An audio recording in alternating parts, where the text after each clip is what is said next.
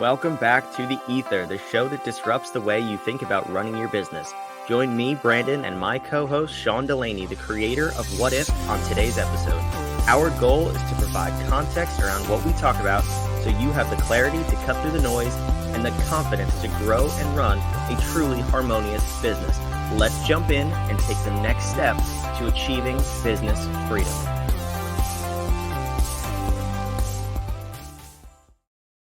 Yo, you know what I just realized? So I'm listening to the intro, which you've told me to do, to listen to the things that are playing. Can you imagine?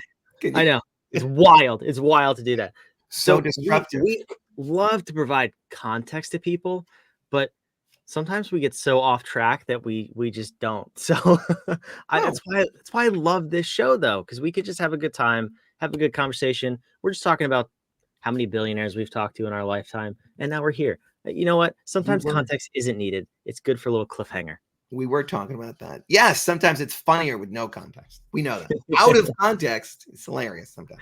Business-wise, context, very, very important. We work very hard to provide you that context, but everything else, I don't know. I can't guarantee that. Not on this show, at least.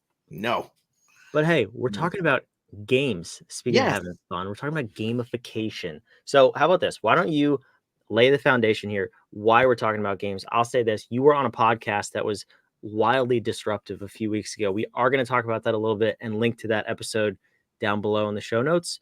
But what kind of got your gears turning on games and gamification on that show? Yeah. It was a great conversation. We will mention the show. I loved it. Would love to go back. We were talking about, so they had questions. He had questions, the interviewer. And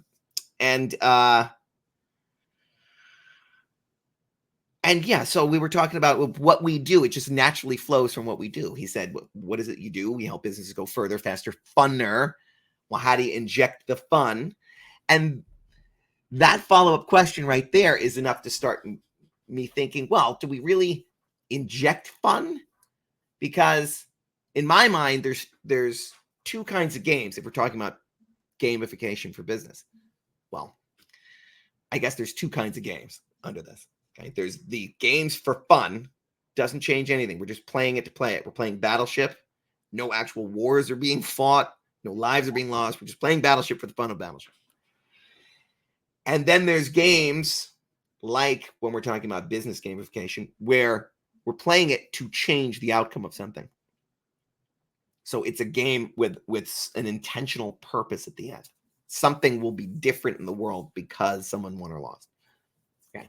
So there's stakes to it in some way, shape, or form. So that's what we're talking about when we're talking about business gamification. We're playing a game, but there's an objective. There's stakes at the end. And we have to remember that because the only kinds, if there are winners or losers in the game, and there are stakes at all outside of, hey, we're just going to have fun, even the smallest amount, then the games must be fair, because all feelings of it is the feeling of the game wasn't fair is what makes any loss intolerable. And we can't get over it to the degree that the stakes meant something to us. Does that make sense? So it'll always feel like I can't get over it. The trivia night at my kid's school, there were 3 answers that they should have given us. And we didn't fight it because we're all friends here, whatever. But I've had to hear that we came in second in some circles for 3 years. It's enough about it. And the reason I can't let it go is because there was one of the ones, there are pictures of bales of hay. How many hay bales are here? People counted up the little squares. And most people said, oh, there's 16. And I went up and I said, there's not that many.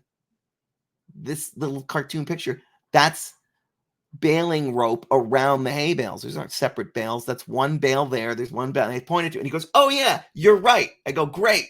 So we got the point. Well, we moved on. What do you mean moved on? And you need to take the points from that. And he's like, are you really going to sit here and argue with me until you get the point? And it's now you're crapping on the fact that I'm saying, hey, and my team sent me up here to say something. And now Now what do I do? Now am I going to go back to the table and have my table go, you couldn't work this out? Aren't you a lawyer? Or weren't you at some point? Like, what? You couldn't argue this case? Oh my God. Look at the position I'm in. Can't let it go. It wasn't fair. Stakes, wafer thin. Now we're in a business setting and we're trying to solve some intractable problem, or we're trying to get something done, and it's not fair then. So an example was in 2002. He asked me about failures in gamifying things, and it was 2002. I was working at MetLife. My team was asked to host a strategic planning event, and they said also make it fun and make it this. Man, they had all this stuff that we had to check the boxes for. Great. So as part of this, we did a Family Feud style thing to reveal all the answers that people had voted for on things that should be the strategic planning or strategic initiatives for the year. So a lot of emotions in the room. A lot of people want to see their projects up there, and they want to get funding for things. They want to get the accolades for running the star project. All these things happening in the room. And I have someone very junior helping me with this. And she's got the screen. And now I'm going through survey says, and two senior VPs hit the button, and one says this, and she has to look. And now they're saying it not necessarily in the way that we've aggregated the answers to what the answer is going to be up on the screen. And she's got to parse that out. Is that what he's saying mean this thing? How unfair to her. And I'm going, oh God, as it's happening, I'm going, this is going to be a disaster. And it was a disaster, because once we got through the round and this team got the win, got all the points, and we're revealing the ones that no one got at the end. And then ding, the one that he said comes up, just not in his words. And he's like, I said that. We should have had the category. And it's like, okay, don't worry about it. Don't worry about it. And he's like, no, I am going to worry about it. Now there's half the room's got crossed arms and people aren't having fun. So the lesson there was, okay, there were stakes, even small ones. And the importance of having fun in this particular game was to spark creativity. Where does that come from? It comes from having people return to a childlike state. So now I've literally done all kinds of things. I put them in groups at tables near the decades where they were born, because there was a lot of age differentiation in the room. I wanted to point out how many people from different, and we had candy that was most popular in across the decades, and they're like, oh, remember these? And it was fun. Oh, so fun. I'm getting kids to think like children. And now I've told them, now we're going to play a game. And they go, oh, yeah. And there's stakes involved. Someone's going to get a toy and someone isn't. Oh, my God. Now I'm all into it. And then the game isn't fair. And then I tell them, guys, let it go. We're all adults here. Bullshit, Sean. You just told us to act like children, think like children, be like children, get in a childlike state. And wham. You told me if I played this game with these rules, I'd win, and I didn't win, and it's not fair, and I don't want to play anymore. And that's exactly what happened in the meeting. Not those words, but that's the attitude that showed up. Because I hadn't done this very many times. It was 2002. It was a big lesson for me to learn. Okay, remember, there's fun, and then there's fun with a purpose. And as soon as there's a purpose or an outcome that we're trying to achieve, there are stakes. As soon as there are stakes, you need to be hyper aware, making sure that the game, even though we're all adults, feels fun and fair more than anything else. Because what's fun for me is not always what's fun for you, but fairness is like a universe. It's like music. You may not be able to describe it, but everybody can feel it and understand it when they see it. Okay? So that's where we were disrupting there, kind of on the nuances of the thinking around it, and to make sure that, because Brandon, we were talking before about you, and it's your story to tell about the injecting of fun into things in the wrong environment and how it can be like gas on a fire instead of what you think it's going to be. Yeah, so let's explore that real quick. First and foremost, shout out to Rob Alvarez, the Professor Game podcast. Again, Sean's episode linked down below. We'll make sure that's there on the recording of this, not the live stream. But anyway, So Great yeah, show, by the way. Rob has got a great show. fantastic He's show. great at Rob, interviewing. Love it. yeah, let's talk about this because as podcast hosts, we have multiple podcasts. Rob is a top 1.5% podcaster. He's got over 330 episodes. Rob, you're on fire. Keep killing it, my brother. Love your show. But yeah, seriously, if you want to explore gamification way deeper, go listen to all his episodes, all 330 of them. You'll get a lot out of him. He's had amazing people in the space on the show, including, of course, Sean. Oh, Anywho, well. I digress. But no, so this, yeah, this opposite side of gamification that I've seen go terribly wrong, both in a competition environment on sports teams and also we're in the business context here. You mentioned something important where you bring up childlike or acting like a child, right? We're first introduced to games as a kid. I have 3 little kids. You have 3 little kids. And we're just starting to get into games with them. The game of life is their favorite. It takes forever because they are not at the minimum age threshold yet, but they love the idea of just moving the little car and It does take playing their forever. game. But It they're takes a they're lifetime. Oh, you're not talking about the game of life. You're talking no, about the game no, of the life. game of life. Yeah, Game of but they're life so takes forever. excited by it because they love the activities and they're in that childlike mindset where they just have fun doing the thing. For them, there is absolutely no purpose. So when we put the purpose piece on it and the objective of winning, that's often where the business world intersects. Obviously, the sports and all this other stuff too, but in business, there's an objective to win and there's an element of competition. If not set up properly, it can be a total disaster. Think about a car dealership is a good example that comes to mind. You have 2 car salesmen competing against each other to sell the most cars. Who loses?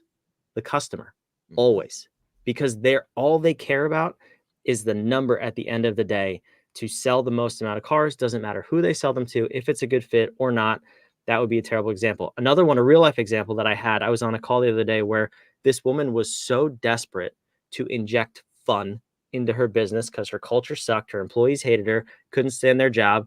Nothing against her. It was just she made the job monotonous and no fun to come to work. So she's like, I need to inject competition and fun into what they're doing. And the way that she was going about it was much like the car salesman example, where these people were competing against each other to the detriment of the customers. So not only is she going to kill the morale further, she's going to kill her whole business because the competition was going to eat itself alive from the inside of the business out.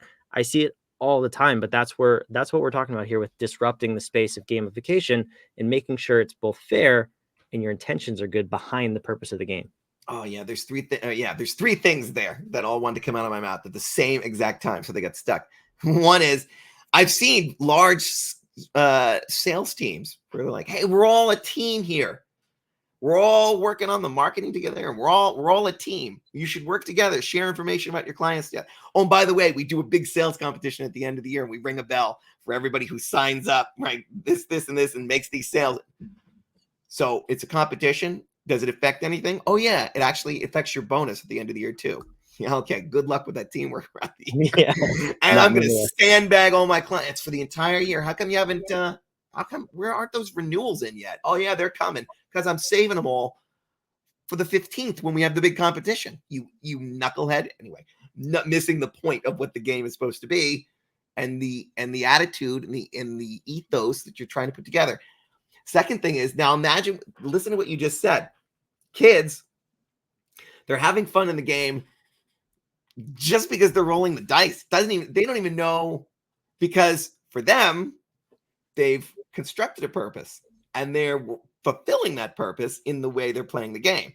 Now the older siblings go, well, it's no fun playing with him because he just takes the chess pieces and just runs them all around and the horse gets to ride over everybody because that's how he plays it. So he's not playing by our rules, so it's not fun to play with him. But those kids are saying it because we've taught them the importance of an outcome. The importance of Monopoly is to what they think might be get a rainbow of money in front of me because I want to have one of each. No, And I'm like, Stone, Boardwalk, and Park Place. Everybody knows that. right. And so we tell them that those are important. And so think about that when we're raising our children. Are they having fun in life right up until the point we've told them the last piece of something that they should think is important? that this is the outcome of the game. This is the outcome of your life. These are the parameters that you should be playing by. And I'm going to shoot all over you until you look and act like what I think you should look and act like, because I'm playing chess, but he's playing horsey runs everyone over. And That sounds like a more fun game. horsey just wins everything. That's how I play rock, paper, scissors with the kids. Like, rock beats everything. They're like, no, it doesn't. Paper covers rock. I'm like, bullshit. I don't say that to my kids, but I'll go, no, bullshit. Right? The rock punches right through the paper, smashes those scissors, and then they're like, okay, so rock, tie. I'm like, my fist is way bigger than yours. This rock crushes that rock. Okay, so you're no fun to play games with. That's not how we play it. I think I did that once, but a good story nonetheless. So I'm Irish. The good stories become the truth, and then everything else goes out the way. I want to pause real quick. We have a comment on our live stream from Yassine. He says, is there a book on this? So no, but I will echo the same thing that we just said. Rob Alvarez, Professor Game Podcast. Well, there might be several books on this. None that we wrote. There could be hundreds. We didn't even read any. This is the thinking up of thoughts. This is from life and doing business and consulting with our clients. So yeah, first piece of advice, Yassine, is thank you for the question. Love that you're watching live. For those of you listening, go listen to Rob Alvarez, the Professor Game Podcast. We'll link to it down below. And also, if you're interested, you can reach out to us. We're more than happy to help you spice up your culture, if you will, and build a more harmonious business. That's what we're all about. So those are our two resources for you. You know where to find us. But Sean, back to you. What were you saying about children and their little horsies running over chess pieces? Well, so that's right. So that's just a thing to think about, right? When we're talking to children, but we're talking about gamification in business. So how do we use, and I don't even know that it's fun, because as we said before, what's fun for one player is not fun for the other. So in a business game, if we're thinking too much about, I want them to have fun, we can go too far into the fun is the only purpose of the thing, and then we're getting nothing out of it. And if you say, well, there's fun stuff that's just for the sake of fun for people bonding, no, because you can have fun and bond with no one. You could have fun on your own in a game and piss everyone off and do damage, or you can have fun with that purpose. But well, I guess where I'm going with this is, let me give you an example. So I had a game where in strategic planning, this is a big Fortune 100 company, and I made up the game that we called the Yellow Brick Road. And it was a game. How you played it was everybody in the room had to get through to the other side of this game map that I had created. And each of the people were reflective of one of the attributes we wanted to get out of the project. So what's the new state we're looking for? And so it was, well, we need to change these three things. So those three people were representing those three attributes. So we had to get them all to the other side. And the things that were preventing us were things like flying monkeys, which were all the different distractions and attacks on this project. Well, we're never going to get senior leadership to buy in. Okay, that's a flaming monkey, a flying monkey, right? And then we're never going to get this. That's a flying monkey. And we had to navigate. There were other perils and pitfalls. If you want to learn more about this, hit us up. We'll tell you more about it. But it was great because we had the rules. People knew what they had to do to play. I got them to have fun. We used lots of fun references around the thing. But the point wasn't the fun. The point was to get them into the proper place, to get them over their objections, over their real world. It's never going to work, because it got them past all the things that I was trying to get them past in a real change management kind of situation. It was memorable. They then felt each other's pain. They had to get other people across the line because it was a real team dynamic. And it worked so beautifully that I was asked to do it in other places in the company for them, because we remembered that there was a point to the end of the game. And that was, what's the new state going to look like? Who are the stakeholders? What are the processes? All right. Oh, I'm starting to sound boring just going through what you would normally do in that thing, but it was fun the whole way for them. So understand, what is the point of the fun we're about to have? What is the point of the game? Oh my God, a joke almost came out that would be so inappropriate. But anyway, what is the point of the game we're about to play? Welcome to the ether. Well, welcome to the ether. And are we making a baby here, or are we just having fun? Right? That was the analogy there, right? So, what is the point of the game? And what are the rules? And then what are we getting at the end? We'll reset the stakes, and then the childlike innocence can come and play and help find new ways through it. There's other tools and techniques that are out there. You don't need us to tell you what they are. We will do another show about it if people really want to hear it.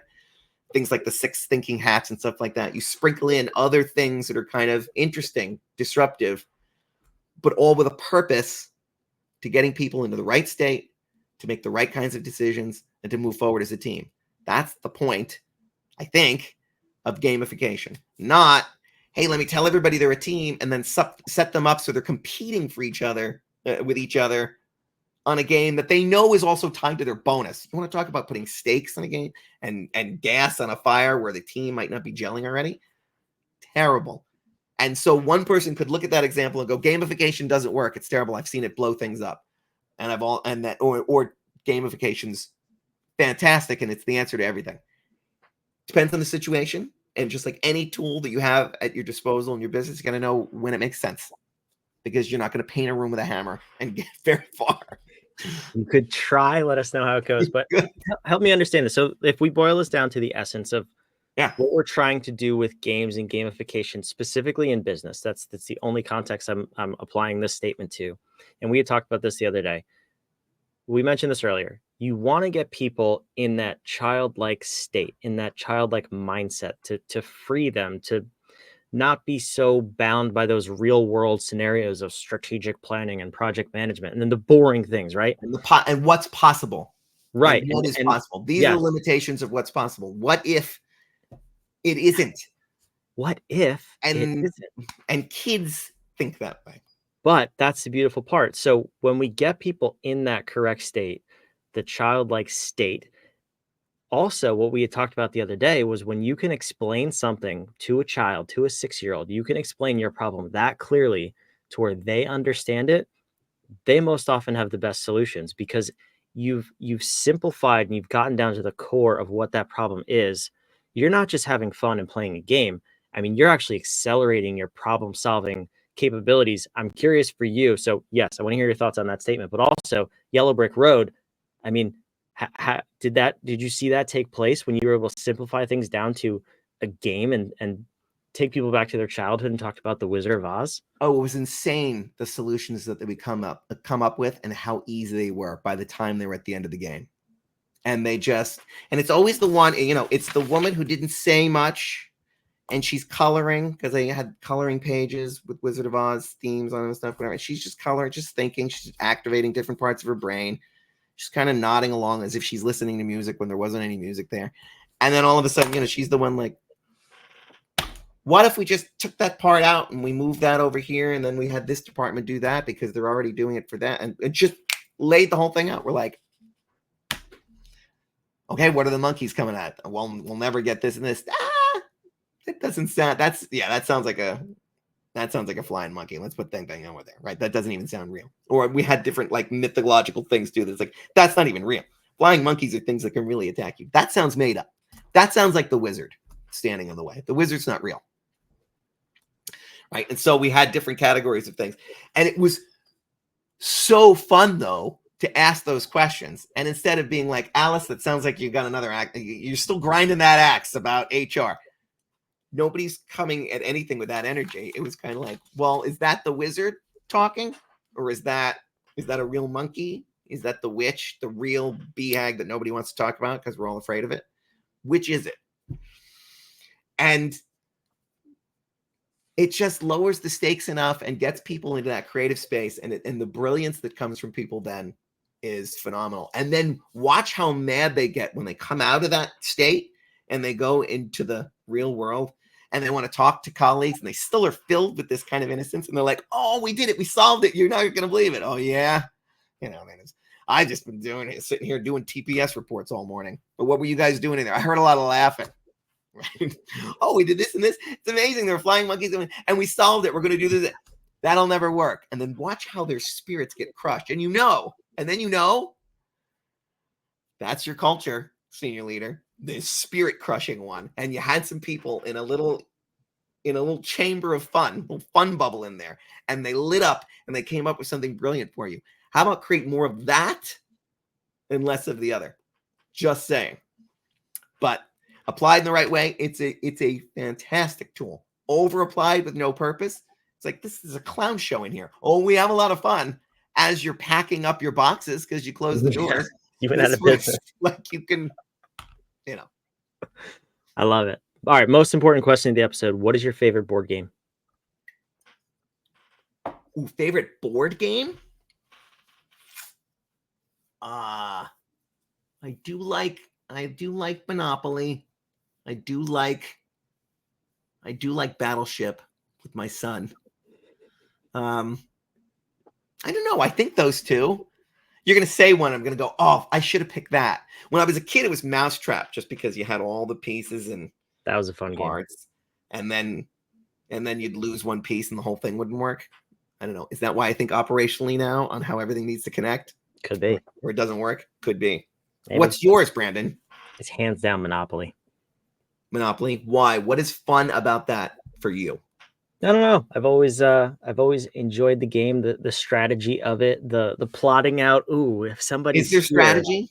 There is. Well, strategy. Yeah. If someone's here, they're very likely to land on this red space next. And if I have a hotel, it's going to ruin their day, and I'm going to steal all their money. I sound like a terrible person when I describe it, but it is a lot of fun to. Amazing what you learn about people when they talk about games, isn't it? See, that's another. We could do a whole episode on that. What you learn about people's character and how they play games. Maybe, just maybe, we'll do that next week. How about this? We're going to talk about authenticity next week. Yes. Maybe we'll come back in 2 weeks and talk about what you can learn from someone's character from playing games. This is an important topic. I think it gets overlooked in business about how useful it is in all of the areas. But I think it's just done the wrong way most of the time. That's why we're stuck on how to do it. And it's yes, and not only what games you like, but how you play them. Oh, maybe hiring with games. When you revert people back to the state of innocence and you see how they muck about in the world, you know some assumptions they make, whether it is a benevolent world or a hostile world. It's the first lens that we're going to sort people into. They play very differently. You can know that immediately when you're like, okay, we're all going to play a game. And you watch how people position, jockey, or take it more lighthearted. You can get a lot about the essence of who people are by how they do the stuff, because it's in those moments they don't really think you're watching. Absolutely. Okay. So next week is authenticity. 2 weeks from now, 2 episodes from now, culture, gamification, and hiring with games. We'll see where that goes. Do that. See you on the next episode of The Ether. If any of this was interesting and you, like Yassine, want to learn more about how we can help you build your business, build a more harmonious business, reach out down below. All the links are in the show notes. We'll see you on the next episode.